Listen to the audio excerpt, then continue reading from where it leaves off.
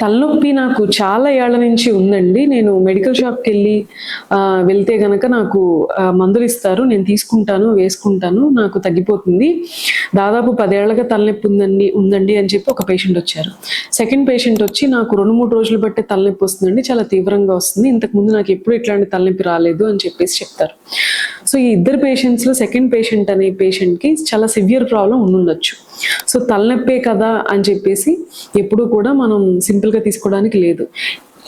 కొన్ని important symptoms నేను చెప్తాను. దట్ తలనొప్పితో పాటు ఇవి ఉంటే గనక ఖచ్చితంగా ఇమ్మీడియట్‌గా మీరు హాస్పిటల్‌కి వెళ్ళాల్సి ఉంటుంది ఎమర్జెన్సీ బేసిస్‌లో. ఏమేమి అయ్యి ఉండొచ్చంటే, తలనొప్పితో పాటు నాకు చూపులో తేడా వస్తుందండి.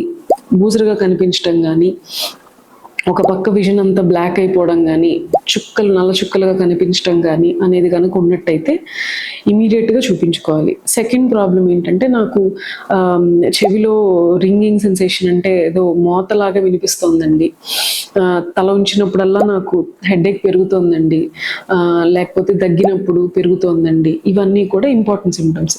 థర్డ్ వచ్చి తలనొప్పితో పాటు విపరీతంగా వాంతులు అవుతున్నాయండి, తల తిరిగిపోతుందండి అని చెప్పేసి. తర్వాత తలనొప్పితో పాటు ఎప్పుడు వచ్చే తలనొప్పిలా లేదండి, విపరీతంగా సివియర్గా వస్తుందండి అని చెప్పి కనుక వచ్చినట్టయితే, ఇది ఏ సిమ్టమ్స్ అయినా ఎమర్జెన్సీ బేసిస్లో మనం చూపించుకోవాల్సి ఉంటుంది అనమాట.